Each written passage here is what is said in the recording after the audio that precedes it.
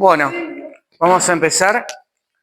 Les agradezco por haber venido, a pesar que hace frío, está feo el tiempo, tenemos todo el día trabajando y hacer un huequito para estas cosas por ahí se complica. Pero bueno, les agradezco que me regalen un ratito de su tiempo, que es valioso, y espero cumplir sus expectativas. Yo soy Gerardo Meneghetti, nacido en Santa Fe en el año 78. Hace 15 años me mudé a Laguna Paiva por trabajo. No buscando trabajo, sino que me ofrecieron trabajo y bueno, me mudé hasta allá con mi hijo chico, o sea, mi señora, mi hijo chico, y bueno, fue un buen lugar para criarlo. Ya ahora mi hijo tiene 21 años, está estudiando profesorado de matemática, así que bueno, digamos que estamos todos encaminados.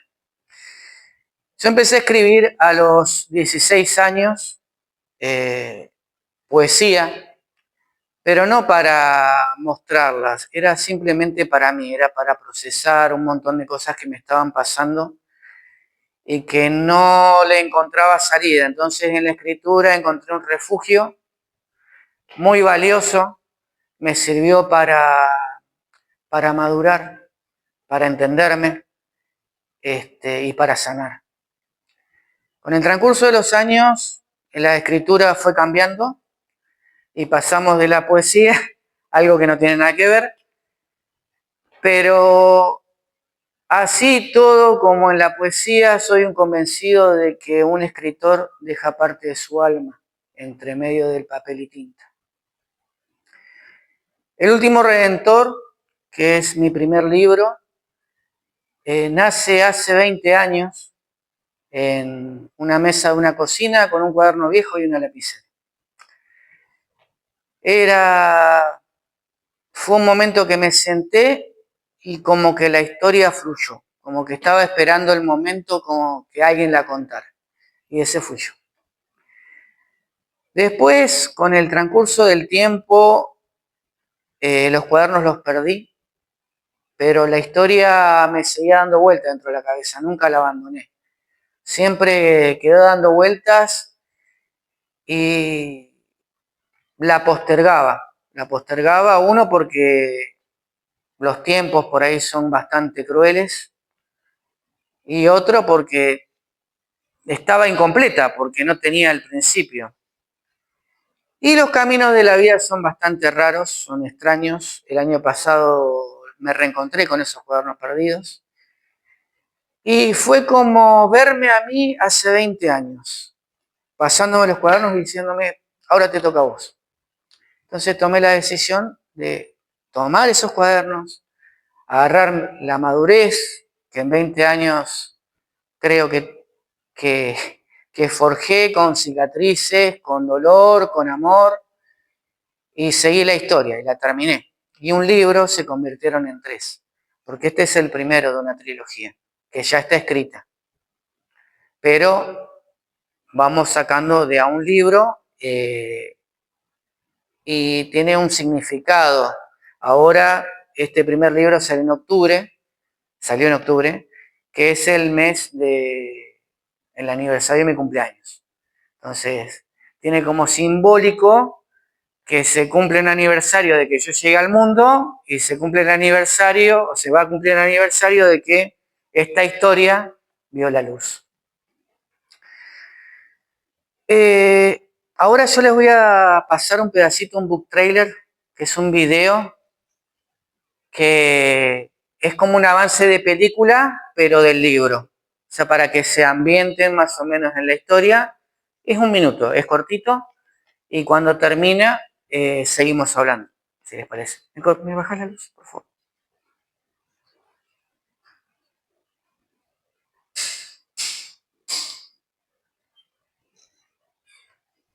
Cerca el fin. Después de milenios de silencio, el infierno se puso en movimiento. Los 7 escaparon y ahora caminan entre nosotros. Los ángeles que una vez custodiaron el cielo fueron corrompidos y también cayeron.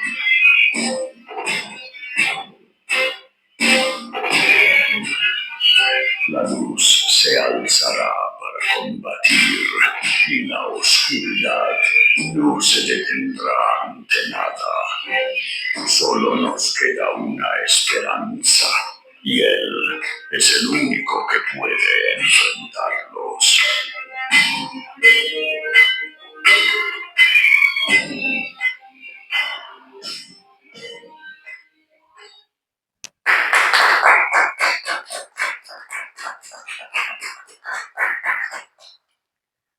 Bueno, ¿querés prender la luz?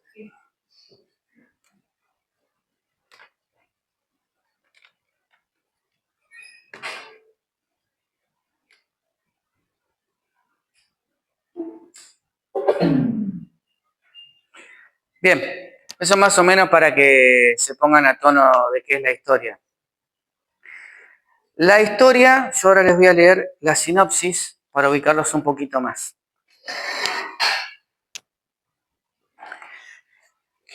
Después de milenios en silencio, el infierno ha comenzado a moverse. 7 demonios, manifestaciones vivas de los pecados ancestrales, caminan entre nosotros. Buscan las reliquias necesarias para desatar la caída definitiva, el regreso de Lucifer. Una profecía antigua prometía el regreso del Salvador. Caelus despierta en un mundo que ha olvidado la fe. Su cuerpo, forjado en dolor y ceniza, es la última barrera entre la humanidad y su extinción. El Hijo de Dios ahora porta espadas. Deberá recorrer templos y ciudades olvidadas en una carrera contra el reloj para evitar el apocalipsis, mientras lidia con las consecuencias de su nuevo designio. La victoria puede ser la llave y el final, el verdadero comienzo. El último redentor caminará entre los hombres para contener el infierno con sus propias cicatrices. Este tipo de género es fantasía oscura. Pero bueno, como la otra vez en el programa de Sara les expliqué, no es nada prohibido ni nada raro, sino que la diferencia que hay entre la fantasía común y la fantasía oscura es que en la fantasía común el héroe pelea contra el mal. Y punto, ya está. En la fantasía oscura también pelea contra el mal, pero también pelea contra sí mismo para no convertirse contra lo que está peleando. Entonces es una batalla externa, pero también una batalla interna contra sus propios demonios. Porque en el transcurso de la historia ustedes van a ver que tienen que tomar decisiones difíciles y cosas que van en contra de su naturaleza. Y esas decisiones tienen consecuencias. No es que pasan porque sí o las toma porque sí. También este libro tiene contenido bíblico, porque si hablamos de demonios, si hablamos de ángeles, si hablamos de redención, indefectiblemente tiene algunas notas bíblicas, pero no es un libro religioso. Simplemente que, bueno, está dentro del mismo universo, evidentemente toco ciertos aspectos. Pero también mezclo otras mitologías. O sea, no solamente hablamos de ángeles y demonios, sino que también tocamos mitologías nórdicas, mitología muisca, mitología azteca, mitología egipcia, para demostrar de que el mal no viene de un solo lugar, ¿sí? Sino que puede venir del lugar menos pensado. Por otro lado, también esta historia tiene dos historias. Una historia que va por la superficie, que es lo que yo les estoy contando, y una historia que va por debajo de la superficie, que es los mensajes que uno va a encontrar leyendo el libro. Va a encontrar duelo, va a encontrar perdón, va a encontrar sacrificio, va a encontrar redención, va a encontrar a alguien que lucha a pesar de haber perdido todo, de hasta haber perdido parte de su alma. Por eso no es solamente, digamos, una historia de fantasía y demás, sino que también deja un mensaje. Y básicamente el mensaje es que en la oscuridad, hasta en la oscuridad más absoluta, una chispa puede ser un faro de esperanza. Ahora les voy a leer unos pasajes del libro.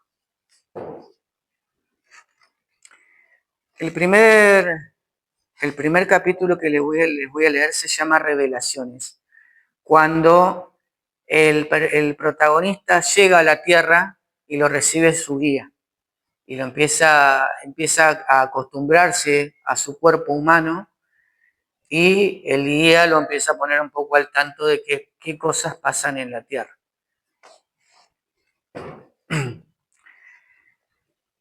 Avanzamos por las catacumbas, un laberinto de piedra esculpido por manos que ya no existen ni en la memoria del mundo.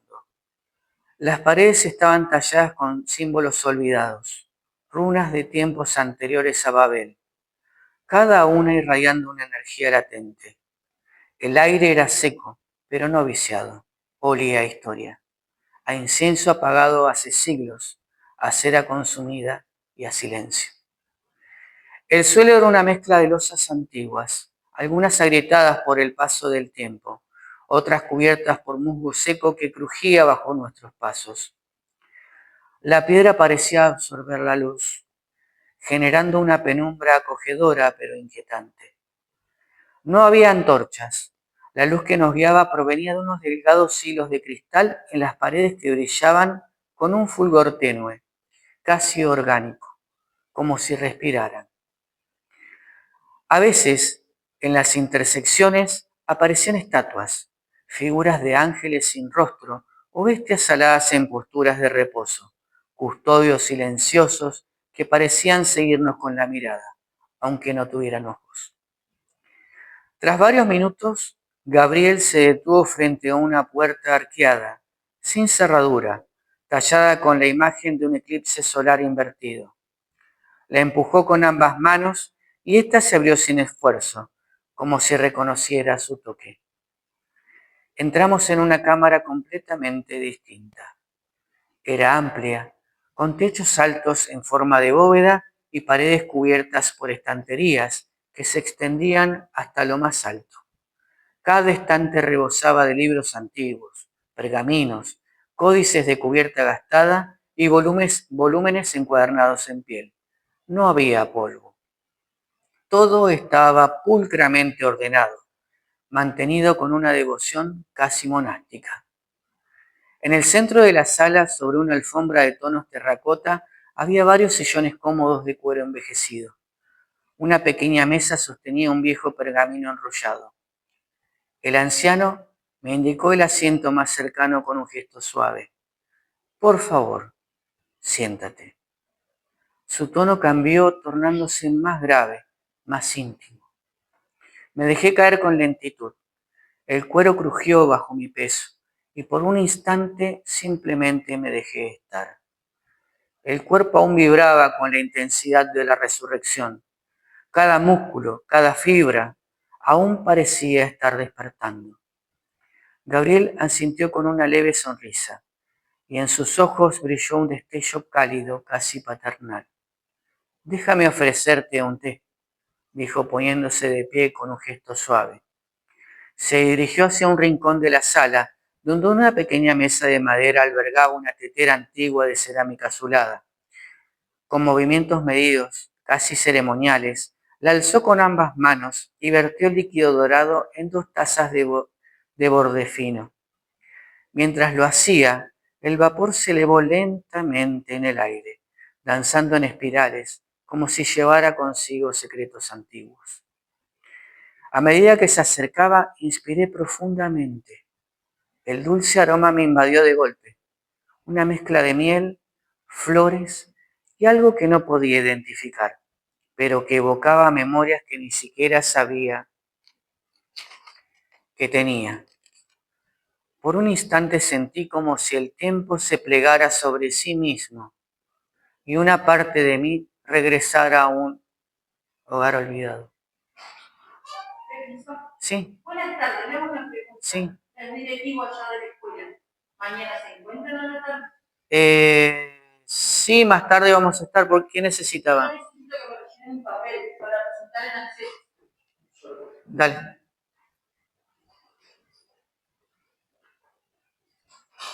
Disculpe.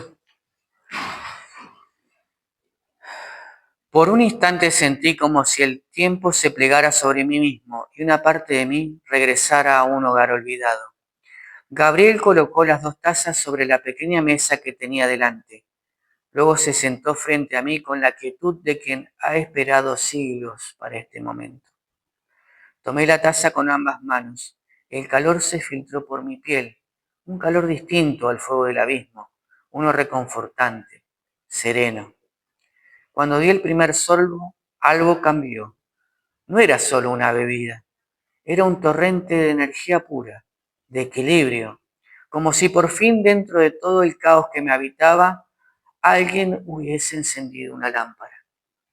Respiré hondo, sentí como si mi conciencia se afinara, mis pensamientos se ordenaron con claridad renovada. Entonces lo miré a los ojos y con una leve inclinación de cabeza murmuré, gracias, está exquisito, lo necesitaba. Gabriel asintió sin prisa, con la gravedad de quien entiende perfectamente lo que significa cada palabra. Sostuvo su taza unos instantes sin beber, observando el vapor en el que se proyectaban los recuerdos del mundo. Luego alzó la mirada y su voz, cuando finalmente habló, fue grave, cargada de una pena antigua. Durante tu ausencia, la humanidad siguió su rumbo, comenzó, pero fue un rumbo ciego, desesperado, cada vez más alejado de la luz. No dije nada, solo lo miré mientras las palabras empezaban a construir un muro de verdad ante mí. El amor fue reducido a mercancía, la empatía al silencio. El alma humana se endureció, como la piedra que no quiere volver a ser carne. Aprendieron a adorar otros dioses, el dinero, el poder, la imagen, cosas que corrompen desde adentro, como el óxido en una columna que alguna vez sostuvo algo sagrado. Hizo una pausa. Sus ojos se velaron un instante por la tristeza, pero no bajó la mirada.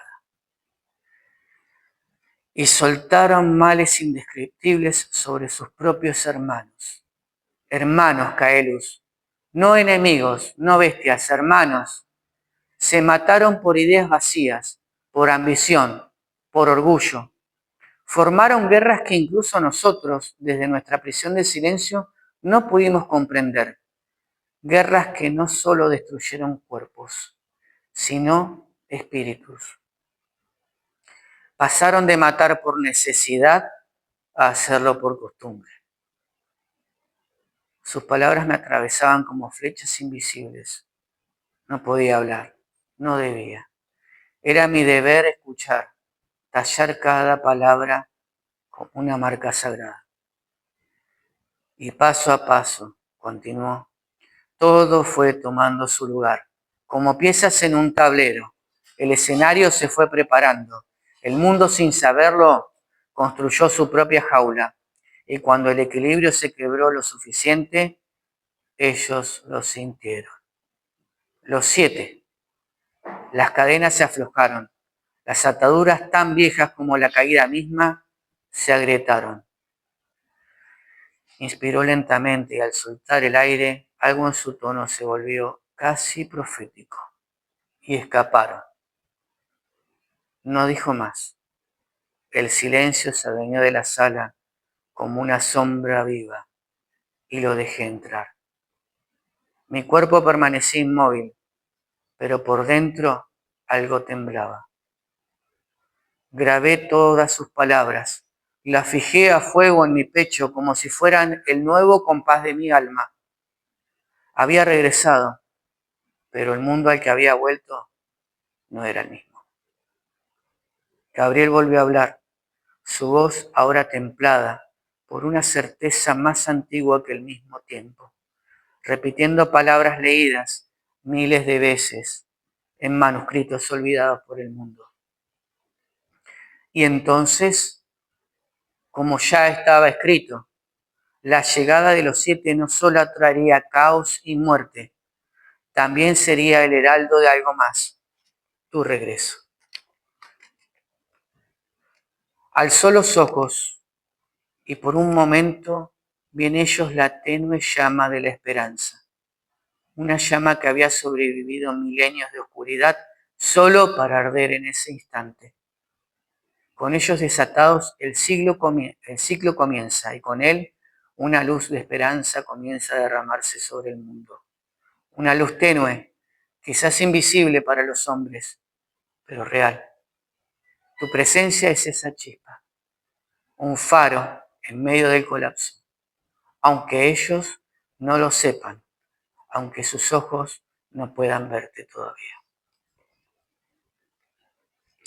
Bueno, así casi empieza el libro, dándole un compás, como dice el protagonista, diciéndole que el mundo al que vino ya no era el mismo que él había intentado salvar. Porque en el principio del libro habla del último redentor, que es Jesús, pero con otro nombre y con otra misión. Ya no se llama más Jesús, sino que ahora se llama Caelos. Él eligió ese nombre. Por eso dice en la sinopsis, el Hijo de Dios ahora porta espadas. Nos viene a salvar, pero de otra forma.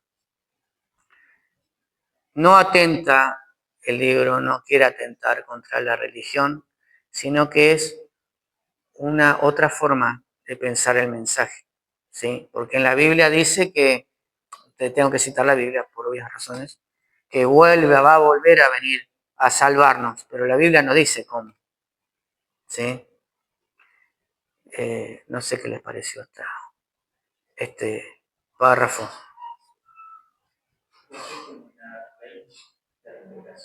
De la segunda venida, sí. ¿Qué tal? Buenas noches. Bien, bien. Por eso, digamos, no atenta contra la religión, habla de lo mismo en unas partes, pero reinterpretándolo. O sea, sin negar lo que dice la Biblia, pero digamos por así decirlo, una zona gris. ¿Sí? Por eso lo que les digo, dice que va a volver otra vez, pero no nos dice cómo. Dice que nos va a venir a salvar, pero tampoco dice cómo. En este caso, en esta historia, habla de que él lo que viene a hacer es impedir que Lucifer venga a la tierra. Y para eso tiene que combatir contra los demonios que se escaparon del infierno. Sí.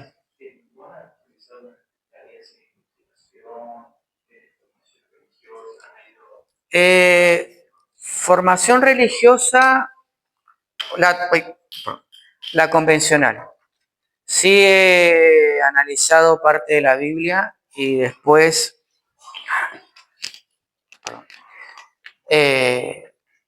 investigado las otras mitologías que aparecen después en el libro y se van mezclando. Exactamente, exactamente. Sí, sí, digamos, todo lo que habla acá de la mitología y de las reliquias que va encontrando, de la mitología es tal cual. Digamos, está basado en la mitología que vos podés buscar, mitología nórdica, la azteca, la muisca, la egipcia, tal cual. Claro, o sea, exactamente, y se entretejieron en esta historia. Hay una sola reliquia que es inventada, pero la reliquia, sí es real la deidad de la reliquia. Es el brazalete de Ixchel. Ixchel es una diosa de la luna, de la fertilidad y de los ciclos de la cosecha. El brazalete sí es inventado, pero digamos, la diosa y lo que significa, sí. Igual también hay otras reliquias que sí son, ¿verdad? que están en este y en los otros libros. Por eso por ahí depende quién lo lea y depende cómo vos te lo cuenten, por ahí algunos lo pueden tomar como ataque, por eso yo lo aclaro, digamos, que no es un ataque, sino que es un repensamiento de partes de la Biblia, no de toda la Biblia, incluyendo los demonios que aparecen también son bíblicos. Algunos están los nombres en la Biblia y otros están en otros escritos, por ejemplo en los escritos judíos. Bueno, ¿qué les pareció?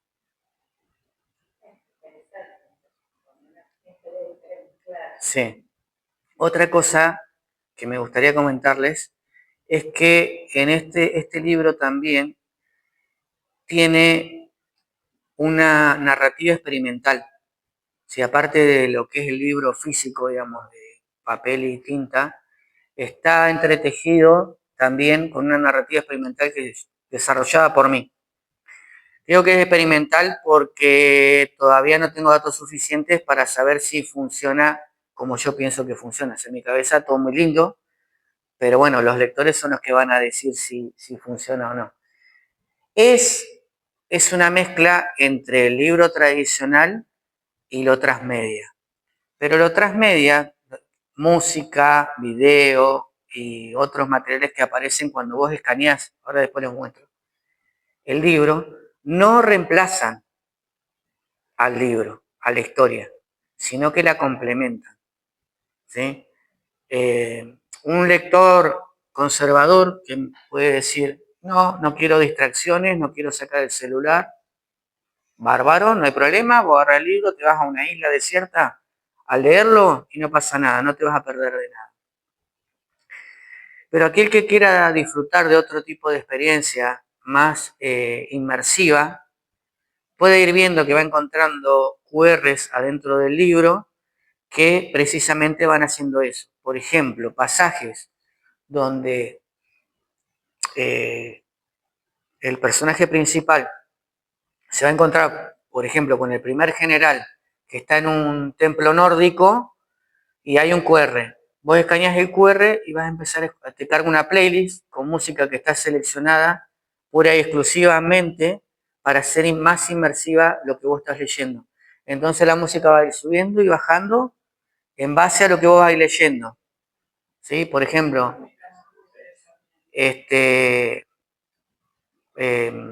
vos vas a ver que entra en una caverna y a medida que va encontrando cosas antes de llegar al templo, la música te va llevando.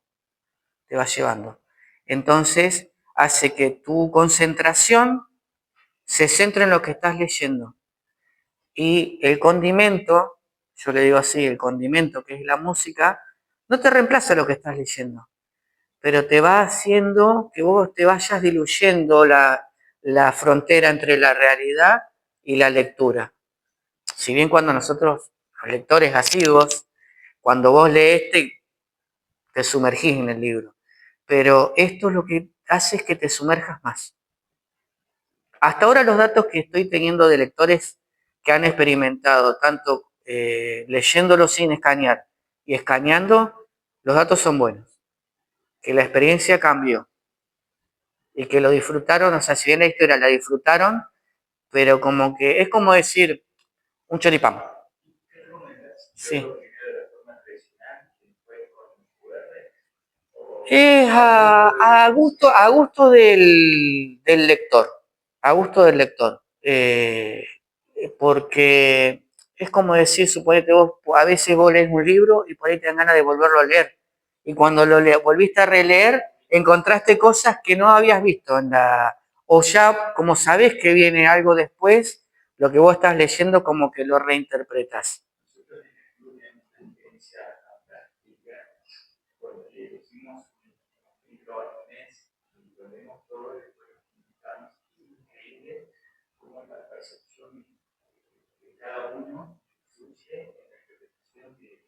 Sí, obviamente.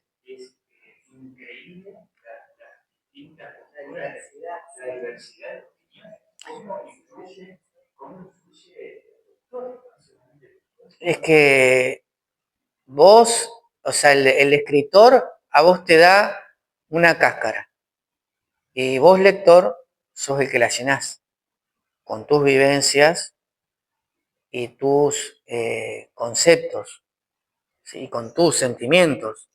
Por ahí a alguien le va a caer, le va a llegar más un pasaje que a vos no te llegó y al otro al revés. Por ejemplo, el sábado que hicimos la otra presentación, que les contaba que había leído bueno, un pasaje, un capítulo, y le pedí a los que que habían asistido, que cerraran los ojos y solamente se dejaran guiar por lo que yo les leía. Algunos participantes lloraron de emoción, otros de tristeza. Y cuando hablamos, después que terminó el capítulo, cómo lo habían interpretado, el capítulo se llama La madre que ya no canta.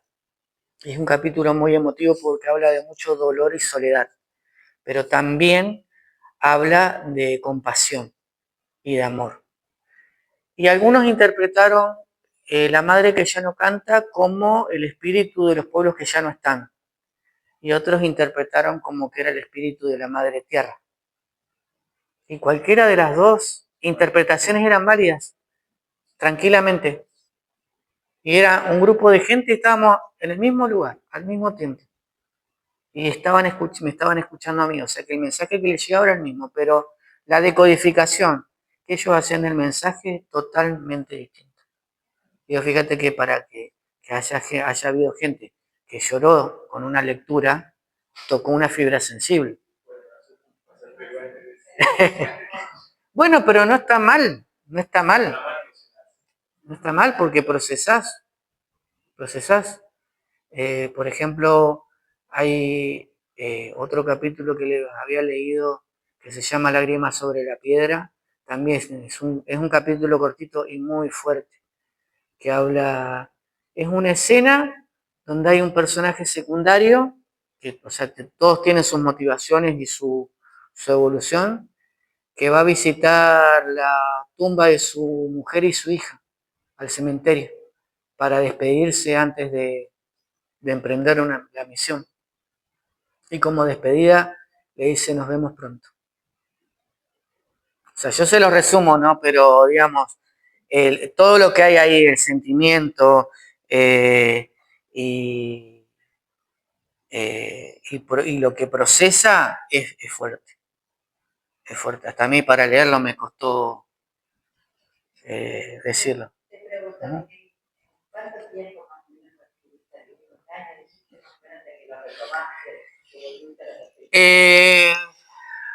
Y ponele porque viste que yo les dije que perdí por muchos años y el año pasado los reencontré. El libro, lo que yo había escrito, en realidad empezaba desde el cuarto general.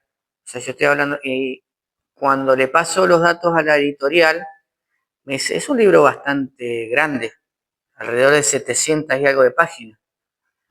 Digo yo, bueno.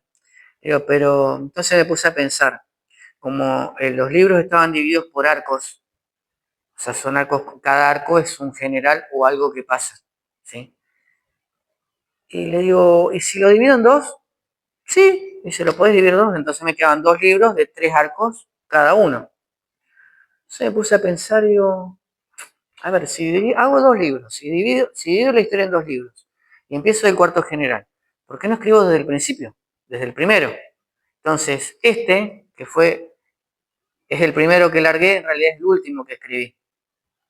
Y este sí, un año. Pero ya, como ya sabía cómo iba a terminar la historia, y tenía los personajes, la evolución, exactamente. Exactamente, a partir del segundo libro. A partir del segundo libro. ¿Eh? No, no, este es el principio, no hay precuela. No, no, no. Este es el principio. Tres. Sí, sí, sí. Claro. Este es el primero, que es El Camino del Cazador. El segundo, se los comentó, se va a llamar El Clamor de Sangre. Y el tercero se llama El Ocaso de la Luz. Pero ya están terminados. Lo único que tengo decidido publicar en octubre, nada más. Entonces, con la editorial ya arreglamos de que más o menos por julio, por ahí, yo le voy entregando los manuscritos para que empezar la etapa de corrección, que es un ida y vuelta. Pero la historia ya está terminada, de principio a fin. Bueno, ahora me gustaría leerles otra partecita.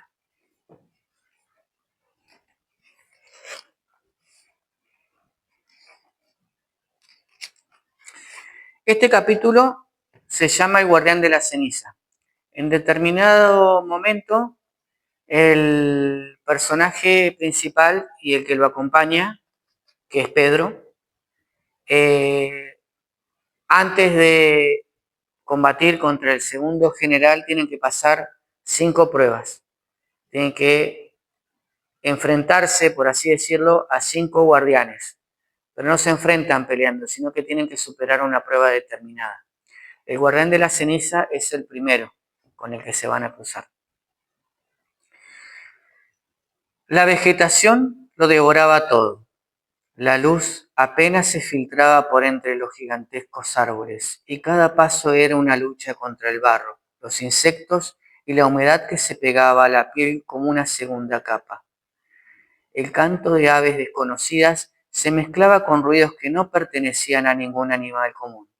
Algo acechaba.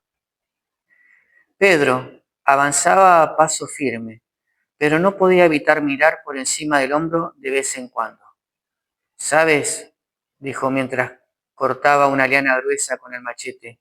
La última vez que estuve aquí todo era calor, barro y narcos mal vestidos. Nada de estas malditas voces en el viento o árboles que parecen estar respirando. Tal vez no estaban antes, respondí, concentrado en el camino. O tal vez, simplemente, ahora sí estás listo para ver. Él se detuvo y me miró de reojo, con una mueca de resignación. Lo dijo el viejo también, ¿no? Asentí. Sí, y por lo que veo, no mentía. El sendero se volvió más empinado. Parecía que la selva trataba de impedirnos el paso.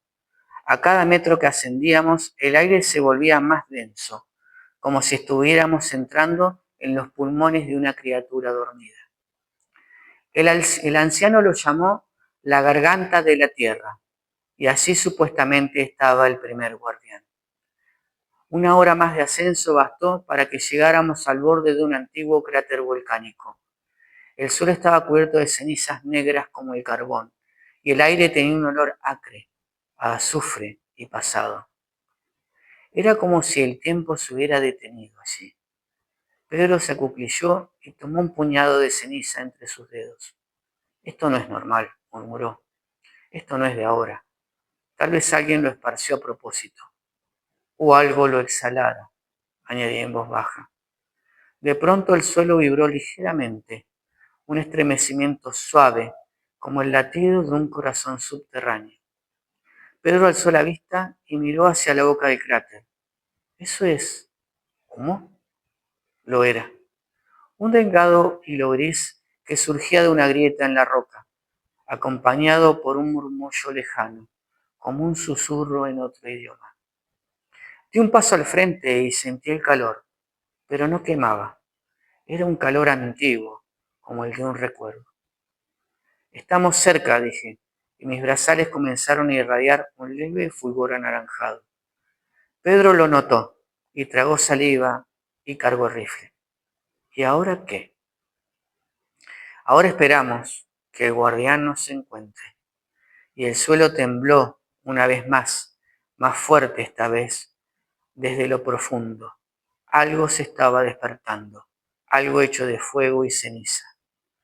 El murmullo se transformó en un rugido. El viento giró sobre sí mismo, levantando las cenizas en espirales negras como si la tierra estuviera respirando con violencia contenida.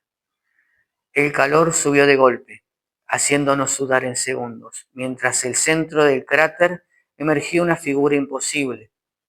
Primero, un resplandor rojizo, como brasas encendidas. Luego un estallido de fuego y humo que nos obligó a cubrirnos el rostro. Pedro apuntó el rifle con una maldición entre dientes. Di un paso al frente. Sentí que algo antiguo y poderoso se avecinaba. La tierra se abrió como una herida en medio de la ceniza y de ella surgió una figura hecha de piedra incandescente, con grietas por las que fluía lava como sangre. Tenía forma humana, pero era más alto que cualquier hombre. Su pecho latía con fuego y sus ojos eran dos brasas vivas. En ese instante, sin pensarlo, invoqué mis espadas. Llamas se encendieron en mis manos con un estallido sordo. Sentía que el aire mismo reconocía su presencia.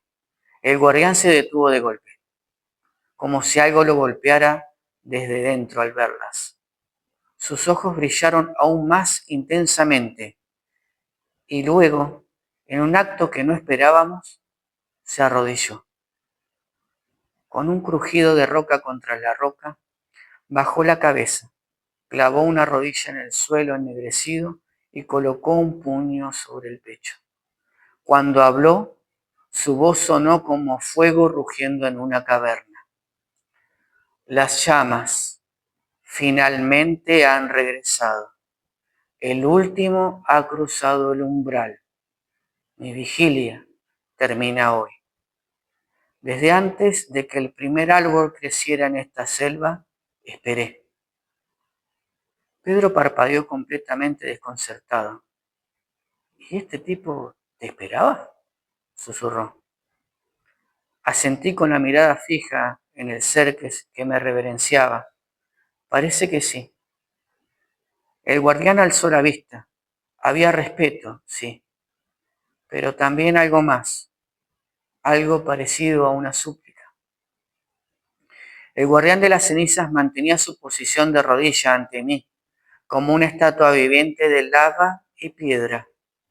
El crujido constante de su cuerpo contrastaba con la reverencia absoluta de su gesto. Sus ojos, dos carbones encendidos, en un rostro tallado por siglos, se alzaron hacia los míos.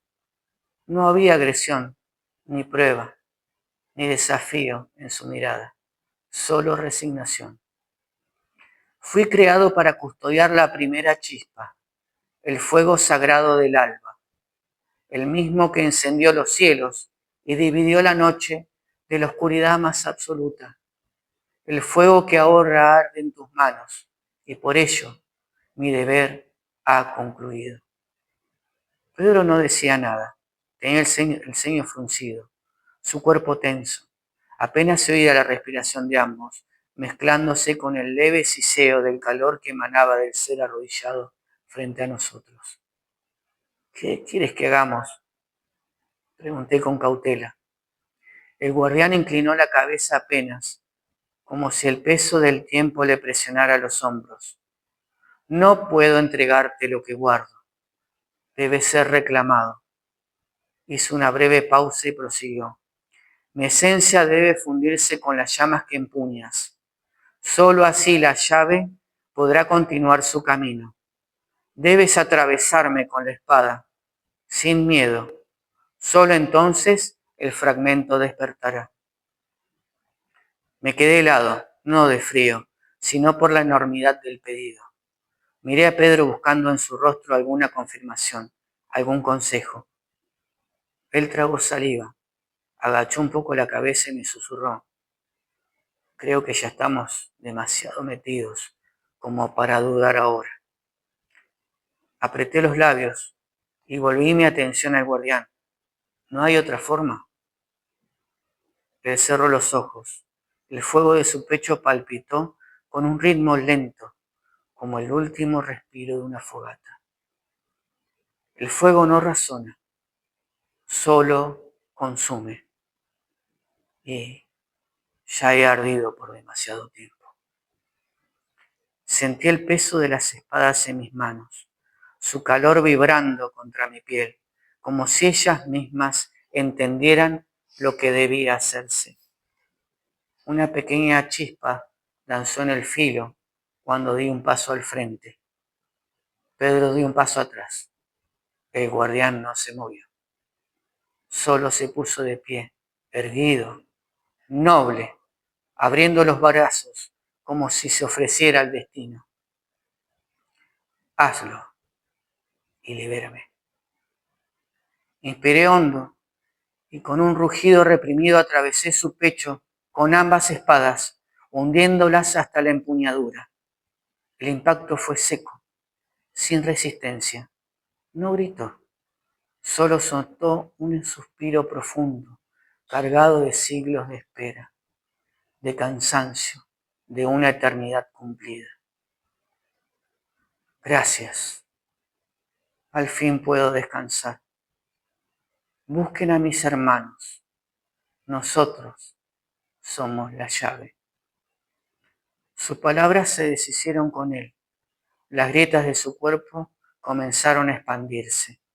Su carne de piedra se hizo polvo ante nuestros ojos, consumida desde adentro por un fuego silencioso. En segundos no quedó nada de él, salvo un leve torbellino de ceniza que giró y luego cayó al suelo, disipándose. Allí donde había estado su corazón quedó algo que brillaba como una brasa perfecta, un cristal naranja, puro, vibrante, aún caliente al tacto. Las cenizas aún danzaban en el aire, suspendidas por un viento que no era de este mundo. Cuando tomé el cristal, se arremolinaron alrededor de mi mano, como si reconocieran algo en mi esencia, una chispa antigua que les hablaba en un lenguaje olvidado. Pedro las observaba en silencio, fascinado, mientras el resto del cráter quedaba sumido en un silencio sobrenatural. Hasta el volcán contuvo el aliento. Giré lentamente la muñeca y las cenizas respondieron. No caían, no se disipaban. Se estiraban como hilos ardientes señalando un rumbo entre la espesura. No era una brújula en el sentido tradicional, era algo más ancestral, una respuesta viva al fuego que ardía en mi interior. Parece que tenemos un camino, murmuré en voz baja. Pedro se acomodó la mochila, echando un vistazo hacia donde las cenizas apuntaban. Voy a tener que dejar de sorprenderme a cada paso, dijo. Más para sí que para mí. ¿Eso es magia? No sabría decirte, respondí con media sonrisa, pero lo cierto es que nos está guiando. Me observó un instante más, luego asintió. Apretó las correas de la mochila, ajustó el fusil a la espalda y me siguió sin decir palabra. Dejamos el claro sin mirar atrás, con el peso simbólico del cristal ardiendo suavemente en el bolsillo interior de mi abrigo, como un corazón dormido.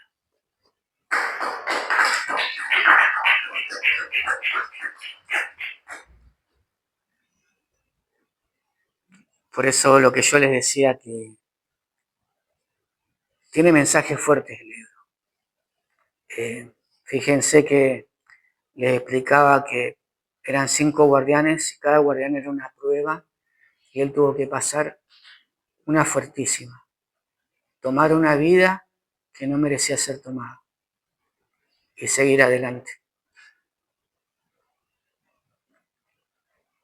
Bueno, tienen... Sí.